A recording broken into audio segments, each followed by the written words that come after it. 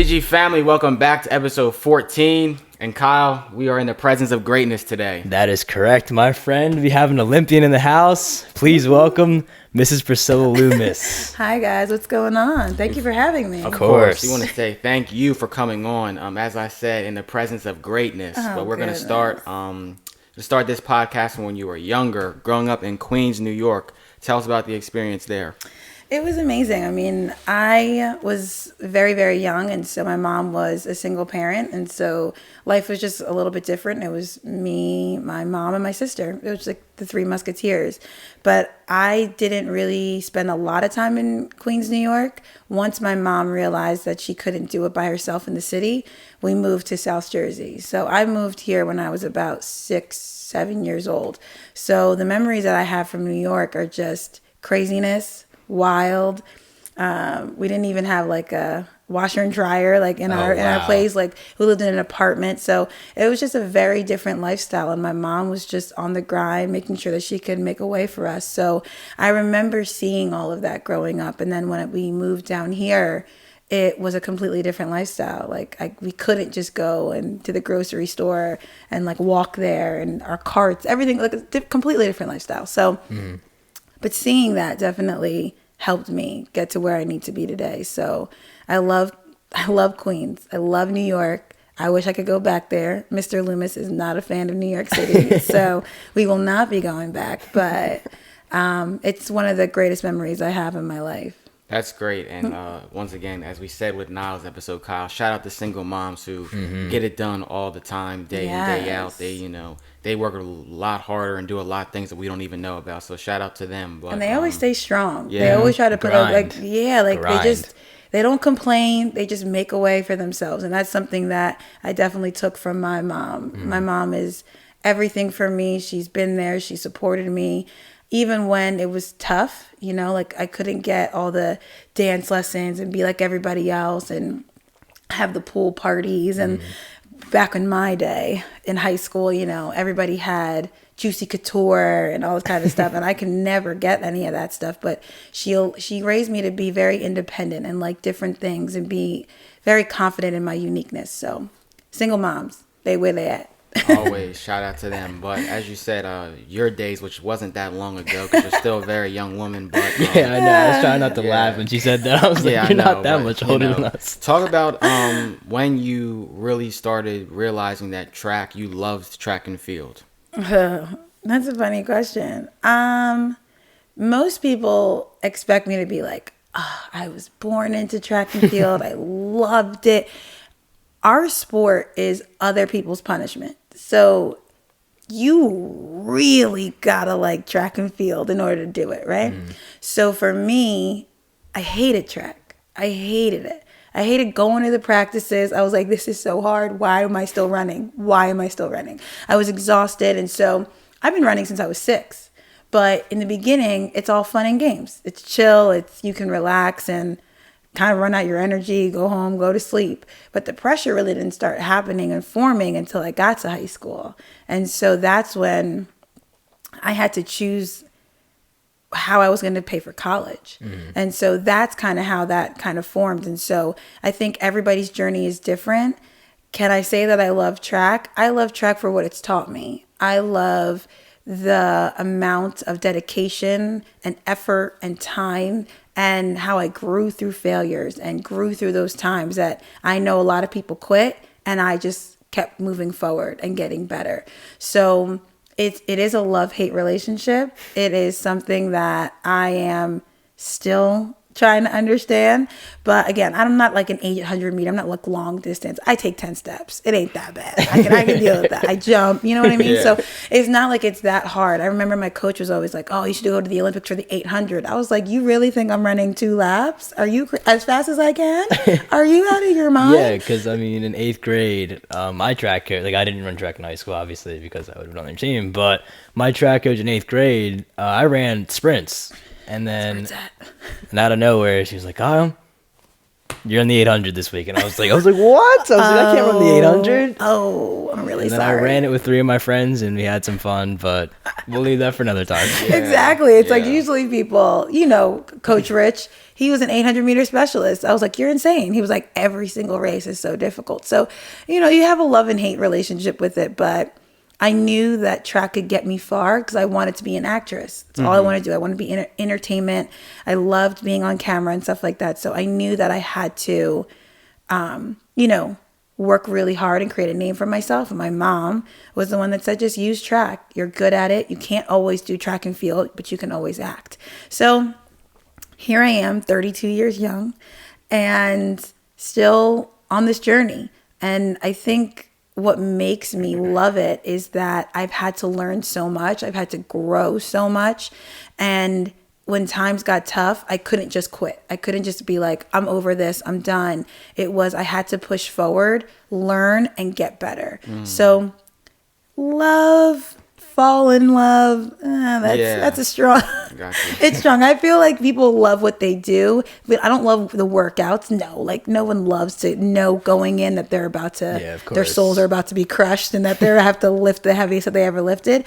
But I think I love the journey that it's given me and what it's taught me. Yeah. And so during high school, you went to Politics High School, and how did you manage balancing running track and field and also doing dance? Because you were talented at both of them. So what was managing like them and while getting your You school did your done, research. right? I'm I had to. I like had this. to. I'm This very is proud. like an every episode thing. We just come up with questions on the spot. But I like it. The he does his research is there. High school was where I really realized how time management and balance work. I loved both because one was easy and one was difficult. Dance was hard. Track was easy. I would go out and just jump, do a couple laps, be good. I was ready to go. Dance was a passion. And so I needed to work at it. I was not flexible. There were so many people that were better than me. And I was like, this is so difficult. So learning to balance was one, single parent. My mom didn't let me do anything. She was like, nope, you're not going to parties. You're not having a social life. You're going to school. You're going to track practice and you're doing dance. So being focused was something that my mom really drilled into me. And then because I wanted to make sure I kept staying number one in high jump and I wanted a solo. I wanted to make sure that I was getting better. I wanted to make sure I had stage presence. These were all things that I wanted to get better at. And in that, I realized that I always wanted to outperform everyone. And that's where that came from. So like right now, training for the Olympic Games, people are like, oh, well, what do you do it for? Like, is it a passion? I'm like, you jump for money. Like for me, I'm like, I'm trying to get, notoriety. I'm trying to get that money so that I can, be self-sufficient. I can be the one person in my family who is financially independent. Like you're jumping for different things. And for me, it's financial stability. And so in high school, it was about making sure that I outworked everybody and everyone knew that. So with that goal comes balance, comes time management, comes focus. So you learn these things along the way without realizing it, that you set this goal and all of these things come into fruition because you set this goal. I didn't go out saying, I want to jump this. I want to run this. I was like, I want a solo. I want the lead in the play. I want, to be, meet a champion. I want to beat these people. How do I do that? And so I realized I have to focus on school. I have to focus when I get home. I have to take that extra time. So all these things came along with it. I just didn't realize it at the time. Yeah. And you had a phenomenal high school track and field career and left a legacy. First of all, let me ask you, how does it feel to be in the conversation, which I think you're number one, but how does it feel to be recognized as probably top 5 or top 3 for men's and women's athletes ever to come out of politics? When you hear stuff like that from alumni and people who are still at the school, how does that feel that you know that you have a legacy that's like here to stay still? It's exactly what I thought. It is one of the things that when you leave something behind, you want to leave it better. And so I love that I can be the example of greatness and knowing that it can be done. At the time, again, my goal was just to be better, be the best.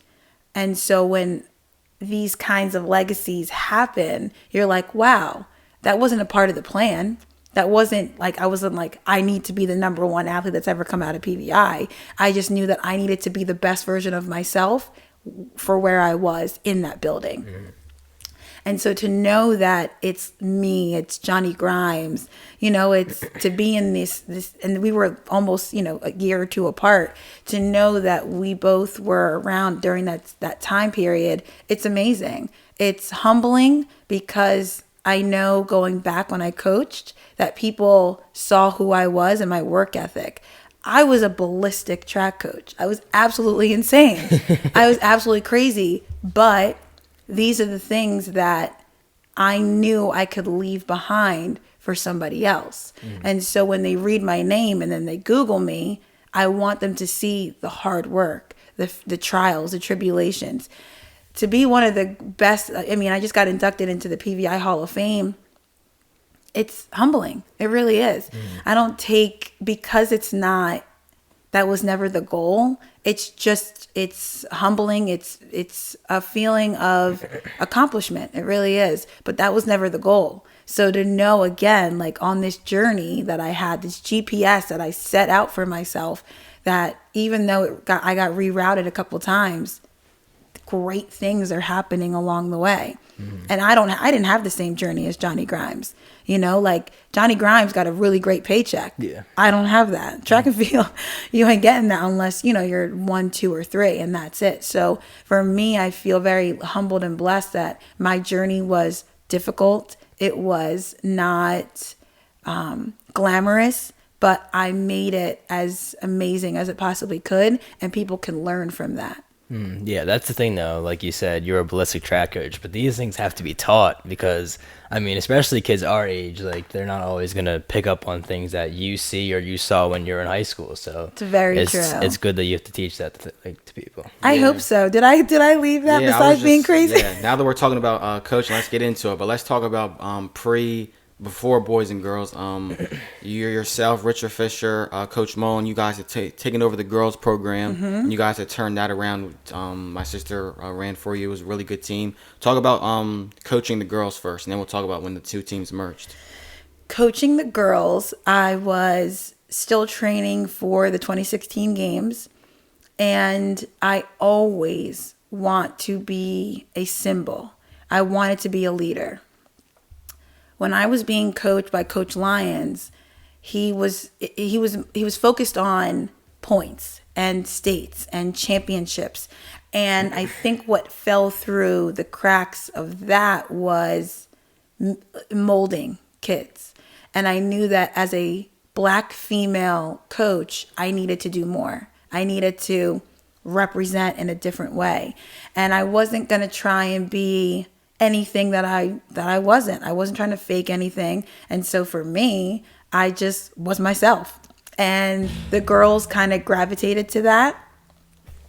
And I wanted to be the best.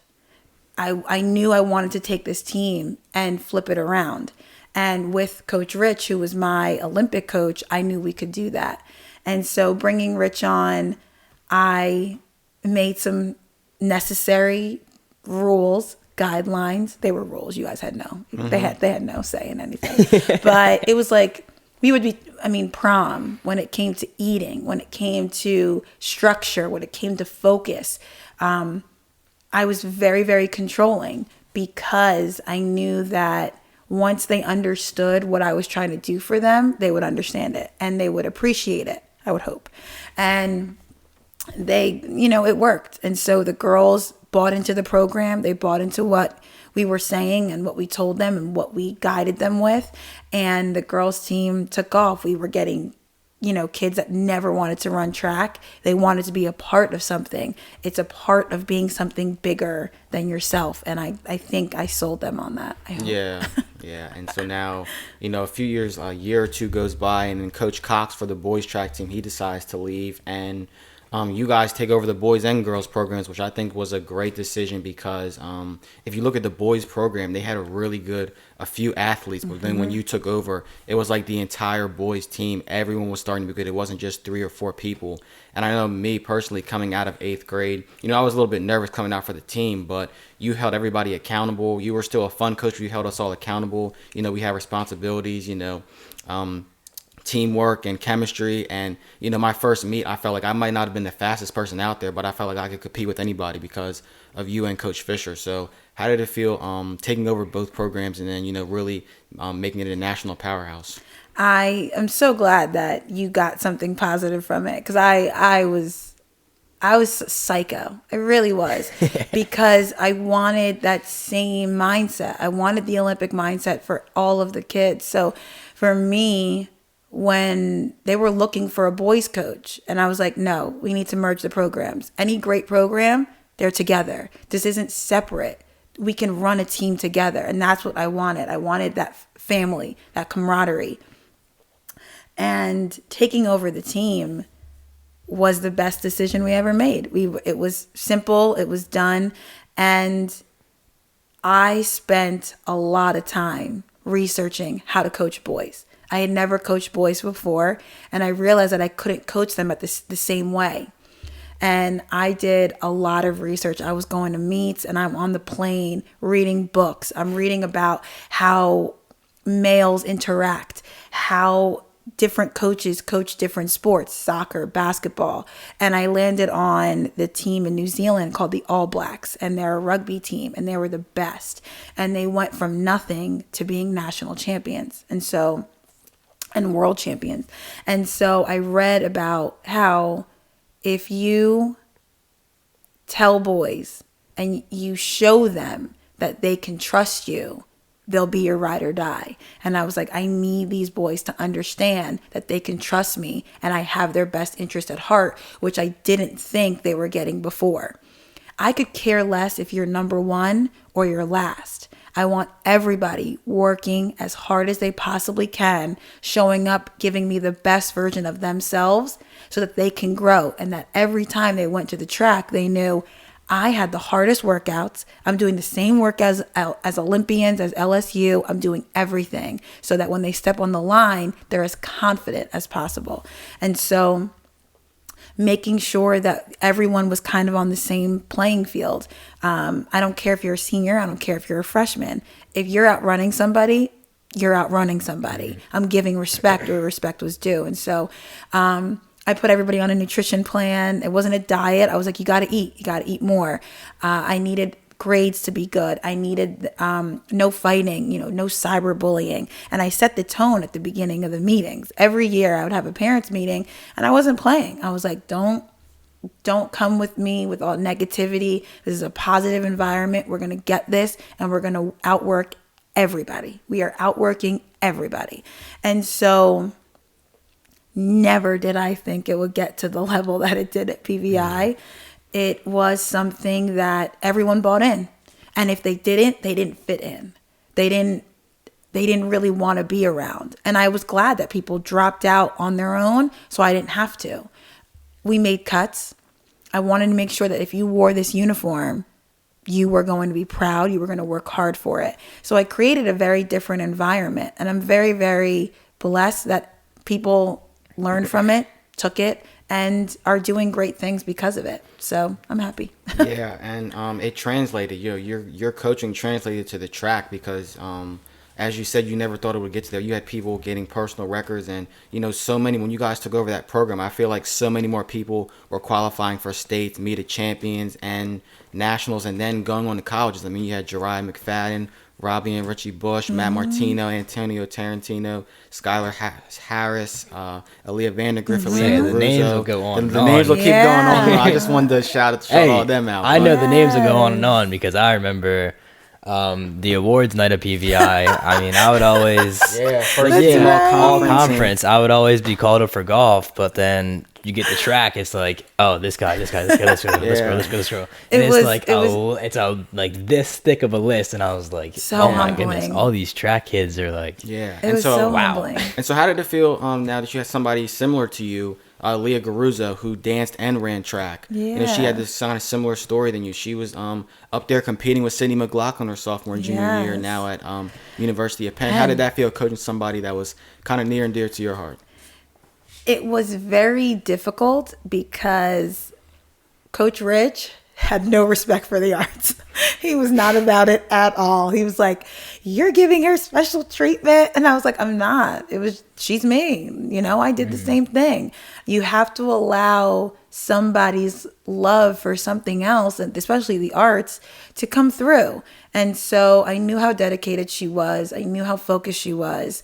But she didn't realize how talented she was in track. And that was something which was good and bad, because you want to stay humble, but you got to have a humble brag. You have to be able to show up and be like, "I've got this." And so when she used to have like a little bit of anxiety and stuff, I'd be like, no, we ain't got the time for that. So Rich and I, Aaliyah was our love child. Like, she did the 400 hurdles.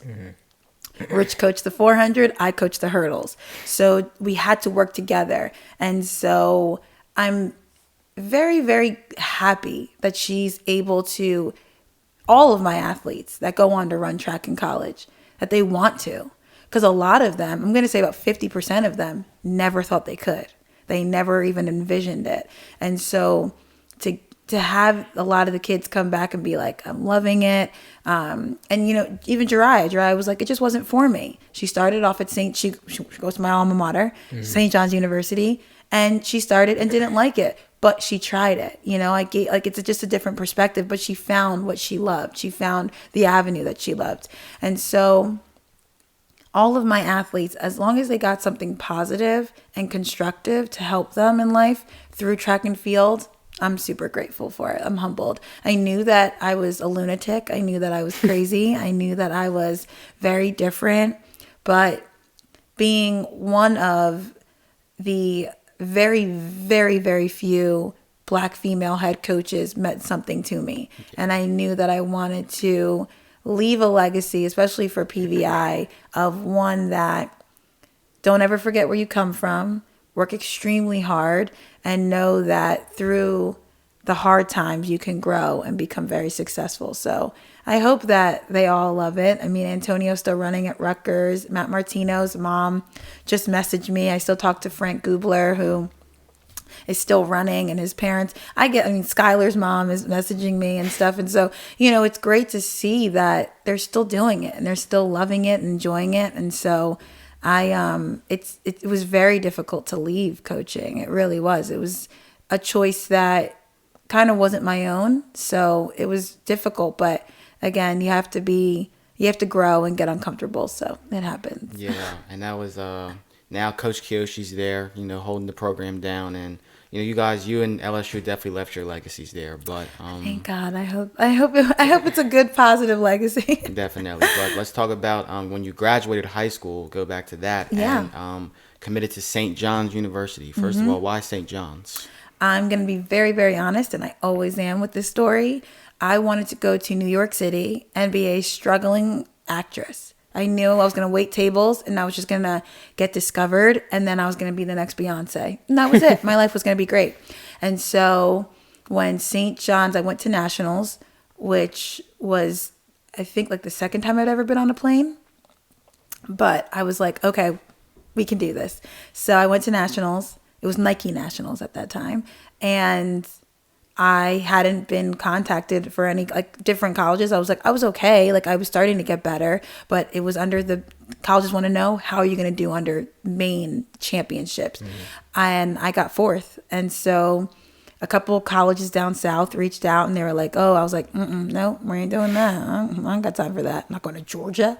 I feel you, because I mean, for golf, I was getting like recruited like out there, what? and I was like, I don't want to go like all the way, like I don't want to pack my entire like drawer up and then go out. Even though I told my kids that all the time. Now that I learned, I'm like, go far, go as far as possible as you possibly can. Learn a different culture.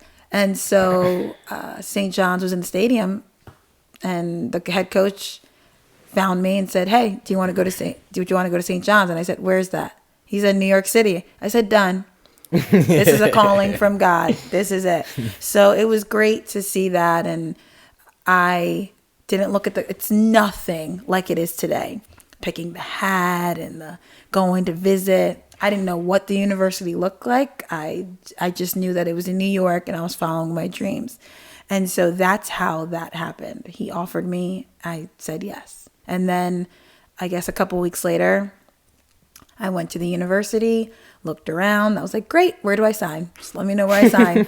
I said, how much will I owe? And he said, nothing. It's a full ride. I said, even better. Great. Let's keep it moving. And that was it. Like, it was just very matter of fact. I was so focused on following my dreams and following my goals that nothing was going to stand in the way. You don't block your blessings. So I just kept moving. Amen to that. Amen to that. Yes. It's like one of my biggest sayings. Don't block your blessings. You just can't. Yeah, because you got to say yes when God puts it in your life. It's time to grow. That's exactly what it means. It's time to grow. And so now you're at St. John's, and how much of an impact did that university and that program have on your track and field career? Oh, it changed my life. I was going in with the same mentality of, okay, I'll go to school, I'll go to practice, I have to go to auditions, and I'll have to go to a job in the entertainment field and do all these kinds of things. And everything changed. It became track. Track was everything. And my major was started as being a teacher. And I realized that I couldn't be the teacher that I wanted to be, like a track coach, right? So I wanted to be very real, very open. And the guidelines that they had for teachers, I didn't think I wasn't going to be able to impact the kids like I wanted to. AKA, I couldn't hit anybody. And I was like, no, that's good. We ain't about that. So I switched over to television and film. And I loved it. It was great. And I realized that track could lead me to all the avenues. My coaches helped me grow so much. It really did. The interactions, the culture, the food, the atmosphere, balancing more than I thought I could handle.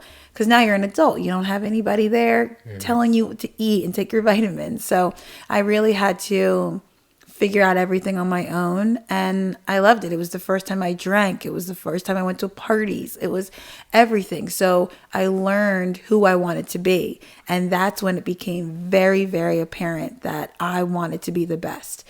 St. John's was a D1 university, but when it came to nationals in track and field, we would always have like maybe one, maybe two people. And as a freshman, I didn't know there was indoor nationals. So I didn't strive for it. I didn't know. And that's to this day the only nationals I didn't make. After that, as soon as he told me, I was like, why are you getting so upset? He was like, because nobody made nationals. And I was like, well, what is that? I never ran indoor track. So from that time, I was like, oh, I'll do it. And that's how I was. I was always matter of fact. And because I knew if you focus, if you take the time, if you're dedicated and you put yourself into it, great things will happen. And so that's exactly what I did. I just focused. And I went to every nationals, my freshman year outdoors till my senior year. Beast. That's actually insane. Beast. It was just one of those things. It was just, there's no reason for me not to. Yeah. I'm going to outwork everybody. And so St. John's gave me a lot of insight into what I wanted to do, where I wanted to be, and the work ethic that you need to be behind it. And so I won MVP like 4 or 5 times. It was just, I was like, wow, it doesn't matter. Like, and I realized working on a team like that not everybody had the same mindset that I did. And so to set myself apart, all I had to do was be great. And it wasn't that difficult when you just have to show up, give it your all, not make excuses, things, little things like that. And so I became number 1 on my team. I became number 1 in a lot of the sports at St. John's University. And everyone was just like so kind of shocked of my attitude. But I was like, people didn't want to go to Big East because it interfered with spring break. I was like, what? That doesn't even make sense to me. So when I would go to these track meets, it would just be me and my coach. And that was it, because nobody else would go. So it was kind of cool because I got all the stipend money. And we would go rent a car, and he'd be like, oh, what car do you want? Rather than getting like some ugly minivan or some big thing or bus, we were rolling up in a Charger. I was like, 'cause that's the car I wanted to roll up in, you know? And so when we went to dinner, it was these, not I want to say like intimate, but it was a small dinner. And now we were able to have conversations with people that I can network with. Now it's meet directors that are sitting with us. It's, you know, agents and all this kind of, so I was able to have this different relationship that most people wouldn't be able to have just because they had a different mindset. So I realized that I needed to be better. I just wanted to be better than everybody else. And I knew that I could. So St. John's gave me a lot. It really did. And it also taught me about body image issues and things that I couldn't do. I couldn't model. I couldn't do it. I wasn't thin enough, and I knew that I couldn't be. And so it gave me like, okay, I don't need to model. I don't need to act right now. I just need to focus on track. And so it was a great experience. And so I always tell people, you know, even though you entered your GPS, in your GPS, you put your destination, be prepared to be rerouted. Be prepared, but be okay with it. It may take a little bit longer. You can't try and beat the time. Take it and learn from that reroute. It happened for a reason. Don't block your blessings and keep it moving, because you're going to learn a lot on the journey. Yes. Rock that mic, Coach P. Rock it. I might steal the mic is what the problem is. Shout out to Rockville Audio. Rockville Audio. Seriously. Up in New York. Yeah. Yes. But you're at St. John's for 4 years. You graduated class of 2011, correct? Yes, I was there for 5 years. 5 years. Technically. Okay. Technically, yeah. But then those lessons you learned at St. John's helped you along the way, because you started to get really serious about track after that. 2-time Pan American Games, a silver medalist. Yeah. You went to the Olympics, Yeah. World Championships, Commonwealth Games. Talk to us about some of those experiences going and competing at meets with the best. It is life-changing. It really is. And a lot of the time I look at some of these accomplishments that I have because they're on my wall, and I'm like, really? Like, I did that? I had all the energy for all of that? And the one thing I do regret is that I didn't listen to my own lessons. I was so focused. As soon as I went to the 2012 Olympic Games, I quit. I was like, I can't figure out how to make this work. So I worked for a couple months, and I was like, never again. I'll never work. I can't do this. This is not for me. So then I represent Antigua and Barbuda, and I switched countries. I have dual citizenship in 2014. And I was just so focused on getting an agent, being the best, but not being the best athlete. It was being the best visually. So it's kind of like the Instagram filter, right? So I wanted the agent. I wanted a beer sponsorship. I wanted a shoe deal. I wanted to be in commercials. That's what I wanted. And I didn't realize that I got lost along the way trying to reach those superficial things, when jumping and having a good time would have gotten me there. So I started focusing so much on what I was eating and getting so upset at meets when I didn't do well. I was up and down. I had a good day, and then I had a bad day, and I would just like cry and, you know, have these crazy emotional roller coasters, and I just didn't understand what was happening. And I felt a lot more pressure because I was representing Antigua and Barbuda, a small country that a lot of people still to this day don't pronounce correctly. I went to the Penn Relays, and they were like, Antigua and Barbados. Yeah. I was like, Barbados. I was like, dude, what? You're a know national, your facts, right? Like, before you're you an open your mouth, announcer. you gotta know your facts. Google. Barbados. It's Google. It's not even that difficult. So I wanted to put respect on the name of the country. I had the people.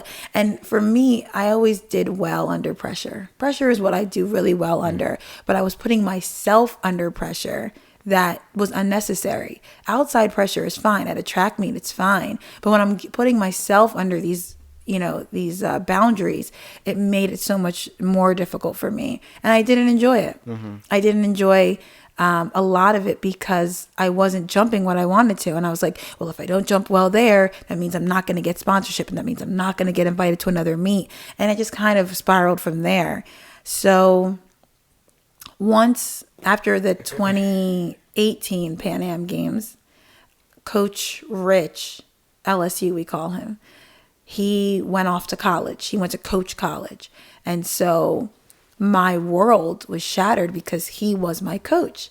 And so we coached together at PVI. So there was a lot of things that were happening, but everything happens for a reason.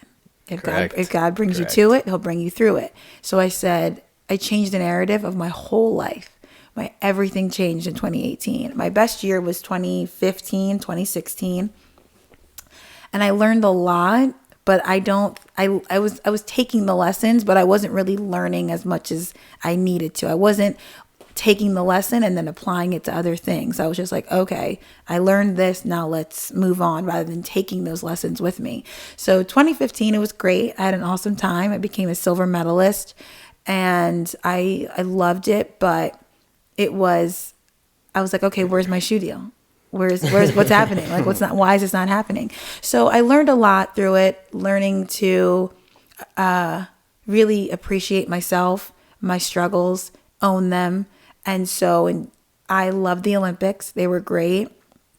I had pulled my hamstring a few months prior, so I didn't even think I was going to get there. And making the team was incredible. Mm-hmm.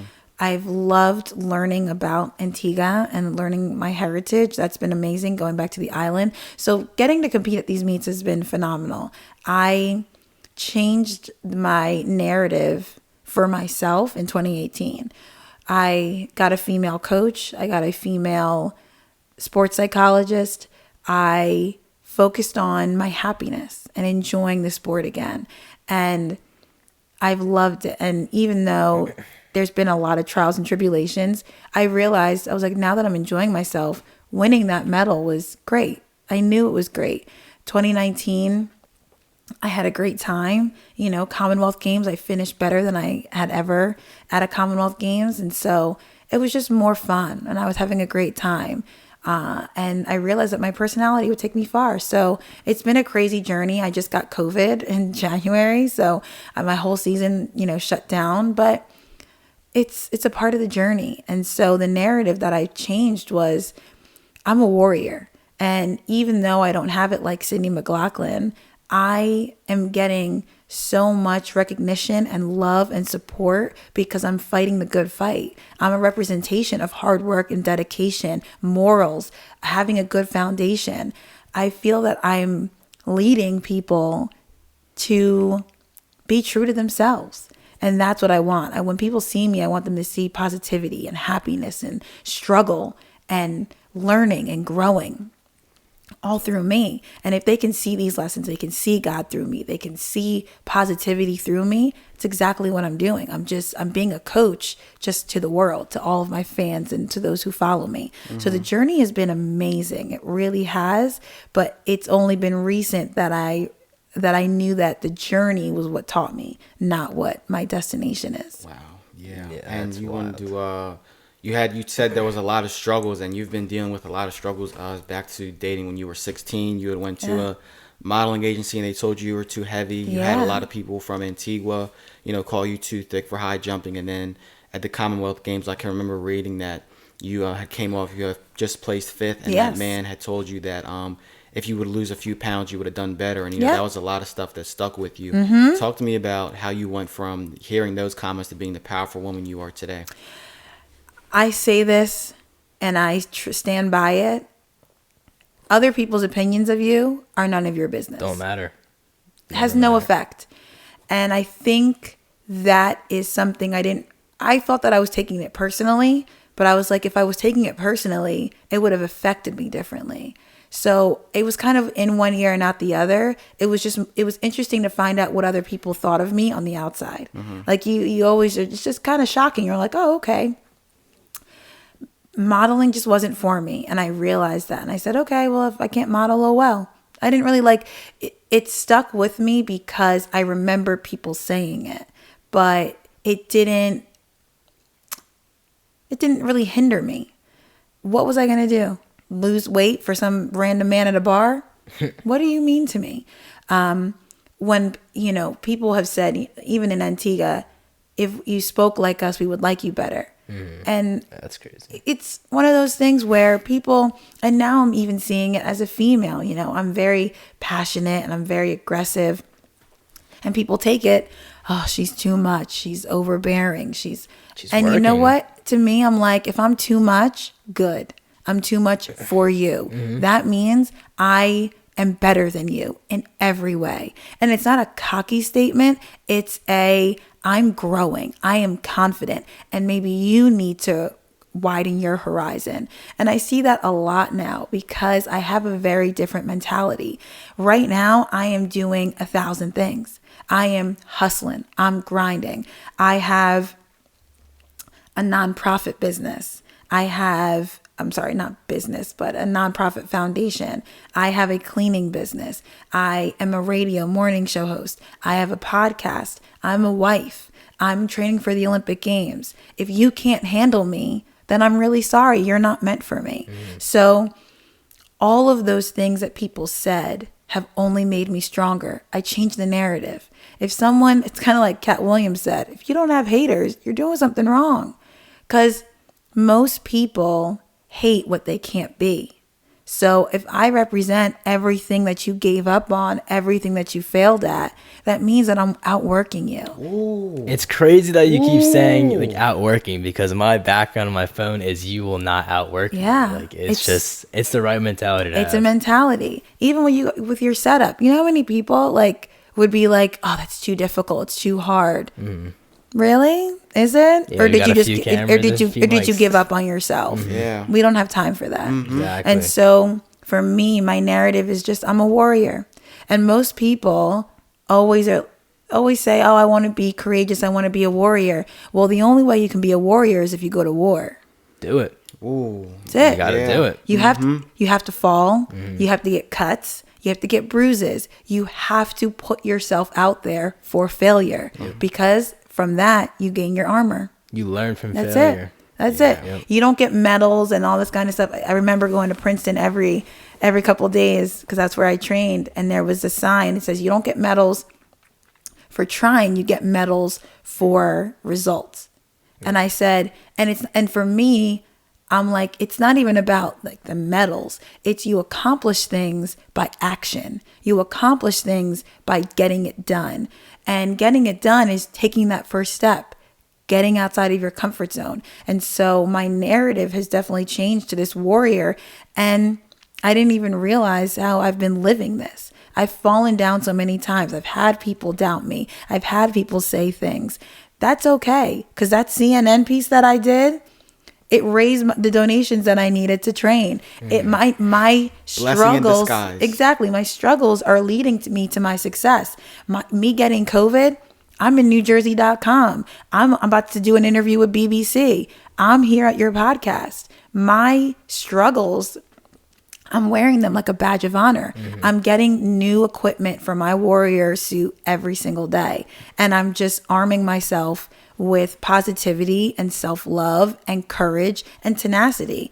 And so people that are negative or I make them uncomfortable, they don't feel good around me. And I'm glad. No one with a negative attitude or any kind of hatred should feel comfortable around me at all. I should make them feel very uncomfortable. Amen. Talk to him. Talk to him. Talk to him. But another thing that was in that CNN article was there was a time in your life where you were struggling with they said that you wanted to be light skinned at a certain time in your life, and that's an unfortunate thing because there's a disconnect when it comes to people with darker skin in other communities, but a lot of it I'm going to take the lid off of it. A lot of that hate comes from the black community, and more specifically from black men. A lot of black men believe that the darker skinned woman isn't as pretty or she's louder, and that can be traced back to the times of slavery and segregation, where they would show young girls 2 dolls and they would ask them which doll is prettier, and they would always pick the white doll because they were trained to say that. And that gets it's unfortunate because for what? And so, how have you dealt with that side of it, the racial side of it? And how have you gotten comfortable with yourself and loving the skin that you've been given? Because, as Viola Davis said, in today's society, if your skin is darker than a paper bag, then you're kind of, people view you as ugly. It is something that this is one of the positives of the internet, right? When we growing up, the only media that you got was television or the newspaper or the radio. And so now we live in a day and age where self-love and self-courage is celebrated and loved and owned. I loved Chris Brown growing up. Loved Chris Brown. A little too much. And all the girls in his videos were always light-skinned and that kind of stuff. My stepsister, is Ukrainian. And so she had long, thin, straight hair. And I always wanted to look like her because that's what I saw. That's what you saw on television. You either saw Hispanic or white or light skin, or there was the one maybe darker skinned black woman, but she was in everything. Whoopi Goldberg. It was just one person that was it. So it took a long time to accept myself for who I am. And even with switching countries, I wasn't Antiguan enough. He said it. You don't sound like us. We would like you better if you did. So I get asked a lot about being American or being Antiguan. And I'm like, it's hard both ways. I can't be anything else but me. That's it. So that's why I need to be a beacon. I need to show, especially young black girls, that no matter your shade, you can be great. You are great. You were made in God's image. You are beautiful. You are a warrior. You are fabulous. You are phenomenally made. No one is allowed to make you feel any kind of way. And so it took a while because, even in the beginning of PVI, I was dating a white guy and I was bullied for that. It was like the black kids didn't think I was black enough. And so then I gravitated to my one niche of friends, and then the arts doesn't care. The arts is an open community. And so it was difficult growing up. I was always called Oreo, and then I just didn't. I did something that I don't think a lot of people, like, it's the same, like, opinion, like other people's opinion of you doesn't matter. Who's saying these things, and why are you giving them power? Why are you giving people who mean nothing to your life and have no worthiness in your life, why are you giving it power? And so once I changed the narrative, I realized my words matter. What I give power to is what's going to have a hold on me. And the only thing that's important to me are people that love me and support me. So seeing more diversity out there has been amazing. There is still the narrative that's still there, but the whole culture is changing. And so for me, I know people still judge me because my husband is white. And so, but the greatest thing that has ever happened throughout the last 2 years is my husband's appreciation for the black culture. He's a history teacher. He knows his facts. Now he is teaching his friends. He is putting it on his Facebook. It's out there. The love that he shows for me, the adoration that he shows for me is a symbol. I can't change everybody's mind. I can't do everything. But if I can at least be the beacon or the leader in showing self-love, I'm hoping that young black girls will love themselves and have black men know their worth. Do you know what I mean? You can't change. You can't go back in the past. You can't go in the past and try and save everybody and try and change the narrative. The best you can do is start right now and move forward. So my skin is darker, and it's saddening to see that all the filters, they make you lighter and all that kind of stuff. It's funny. I use a filter so that my skin is clear.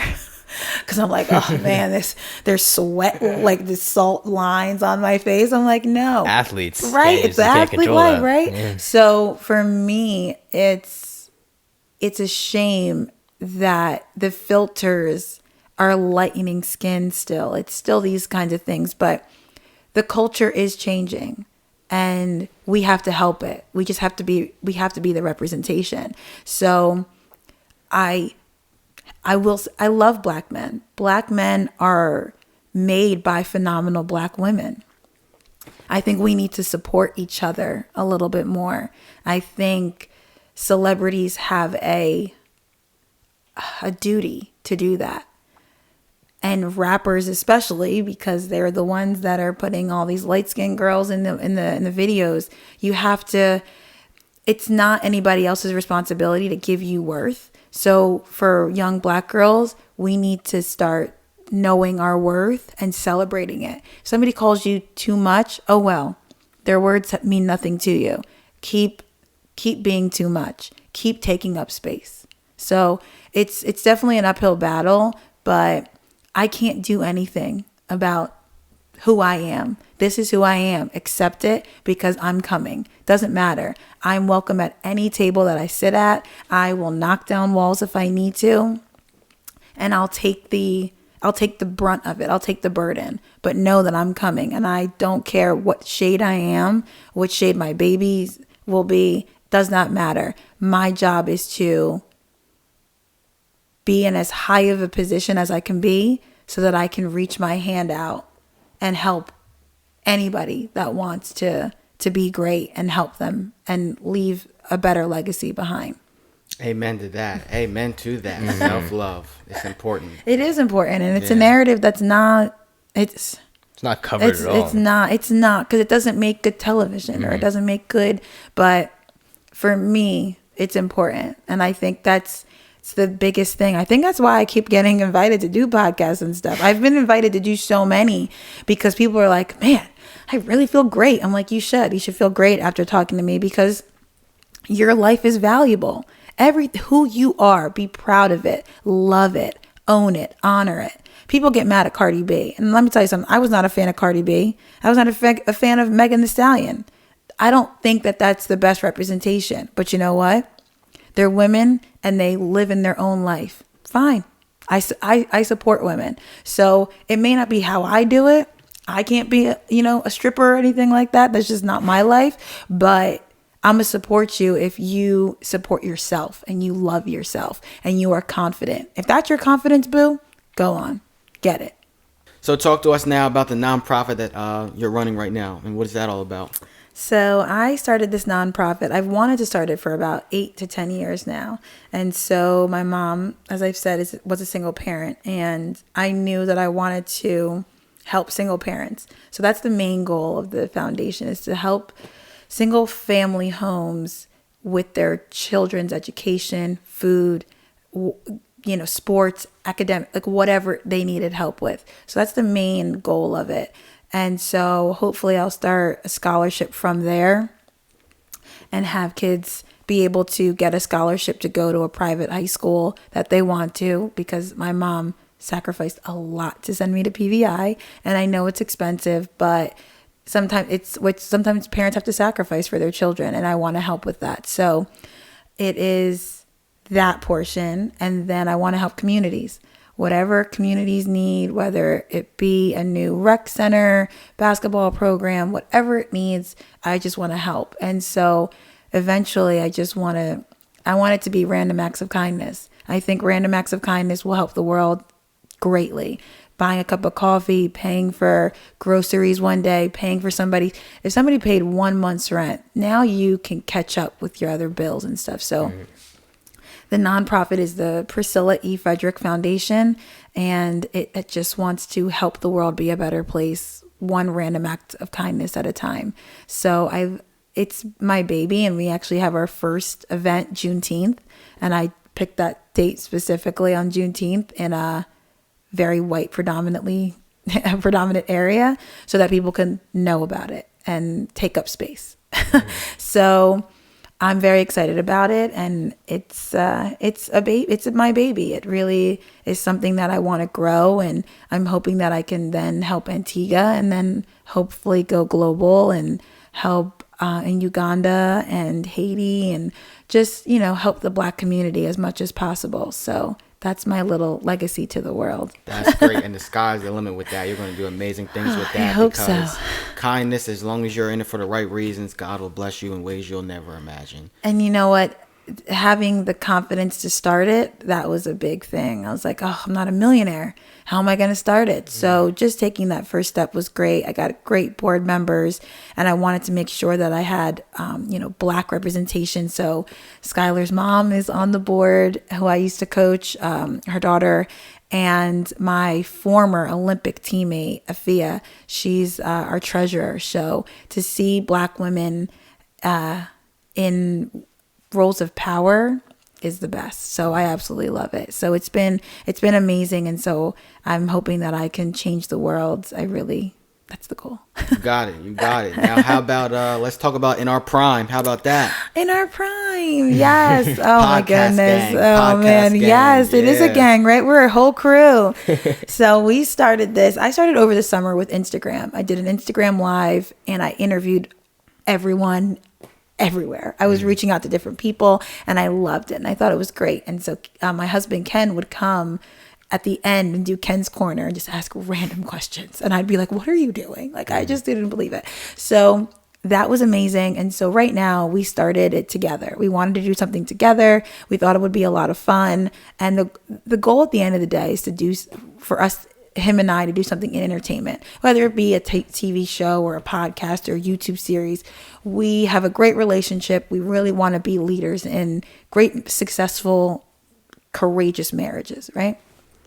So we started the podcast In Our Prime because we feel like we're in the prime of our life and we just want to interview different people on their journey of life. And if they feel like they're in their prime, what they've done, their struggles, what they've there's everything. And so it's a very chill conversation and it's been fun. It really has been. It's very interesting, the different dynamics of people that we've had. We've had the sports world, we've had authors, we've had track girls on it. So it's been amazing. And so our upcoming guests are not A-list celebrities. Will you give us some hints about who that is? Or no hints? Yes.